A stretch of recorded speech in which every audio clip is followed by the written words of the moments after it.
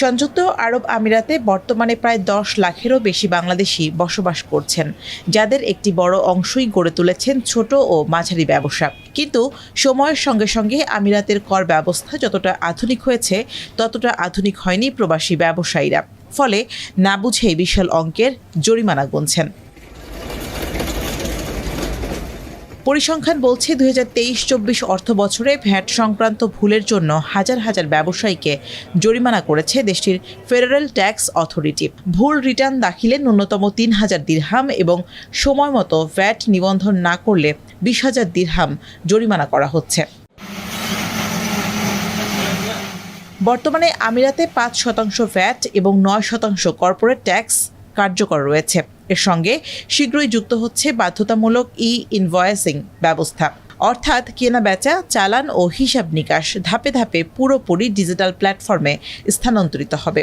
ফলে ঝুঁকি আরও বাড়বে কাগজে কলমের হিসেব বা ম্যানুয়াল পদ্ধতির ওপর নির্ভরশীল ব্যবসা প্রতিষ্ঠানগুলোর জন্য। খুব সহজ কথা, ইনভয়েসিং। এই পরিবর্তনের সঙ্গে ব্যবসায়ীদের পরিচয় করাতেই রাস আল খাইমাতে যৌথভাবে বিশেষ সেমিনারের আয়োজন করে ইজি অ্যাকাউন্টিং এবং জি স্প্রিং আইটি সলিউশন। সেমিনারে বিশেষজ্ঞরা জানান, কর্পোরেট ট্যাক্স রিটার্ন সময়মতো জমা না দিলে প্রতি মাসে 10,000 দিরহাম পর্যন্ত জরিমানা বাড়তে পারে। ব্যবসায়ীদের তথ্য অনুযায়ী গত 2 মাসে শতাধিক বাংলাদেশি প্রতিষ্ঠান এমন জরিমানার শিকার হয়েছে। অথচ আধুনিক অ্যাকাউন্টিং সফটওয়্যার ও সঠিক ডিজিটাল ব্যবস্থাপনা ব্যবহার করলে ভ্যাট সংক্রান্ত ভুল 70 থেকে 80% পর্যন্ত কমানো সম্ভব।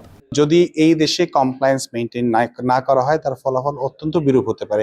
সেটা হতে পারে যে কোনো পরিমাণ অর্থদণ্ড থেকে শুরু করে এরপরও আরো অনেক ধরনের শাস্তি। সো এই জিনিসটার ব্যাপারে মোস্টলি যেটা হয় যে আমাদের প্রবাসী ভাইয়েরা যারা মূলত বিজনেসে সম্পৃক্ত আছেন, ওনারা সঠিকভাবে যে এডুকেশনটা পাওয়া দরকার সেই এডুকেশনটা পান না। সো আমরা আমাদের কর্পোরেট সোশ্যাল রেসপন্সিবিলিটি থেকে এটা মনে করছি যে যতটুকু সম্ভব সবাইকে অ্যাওয়ার করি প্রপারলি। সংযুক্ত আরব আমিরাতে নিযুক্ত বাংলাদেশের রাষ্ট্রদূত তারেক আহমেদ প্রবাসীদের দ্রুত ডিজিটাল রূপান্তরের আহ্বান জানিয়ে বলেন, এটি কেবল প্রযুক্তি নয়, এটি প্রবাসে ব্যবসা টিকিয়ে রাখার প্রশ্ন। আমাদের সবাই আইন মেনে চলুক এবং এই বড় বড় রকমের জরিমানার হাত থেকে নিজেদেরকে বাঁচাতে পারুক। আমাদের অনেক সময় এটা হয়, যেমন আমাদের আন্তরিকতা আছে কিন্তু আমাদের জানার অভাব ছিল। অনুষ্ঠানে উপস্থিত কূটনৈতিক ও বাণিজ্যিক কর্মকর্তারাও ব্যবসায়ীদের সতর্ক করে বলেন, বৈধভাবে ব্যবসা টিকিয়ে রাখতে হলে এই ডিজিটাল আইন মানার কোনো বিকল্প নেই। ইনভয়েসিং এর পরে তারা এখন নিয়ে আসছেন ইনভয়েসিং। কেন?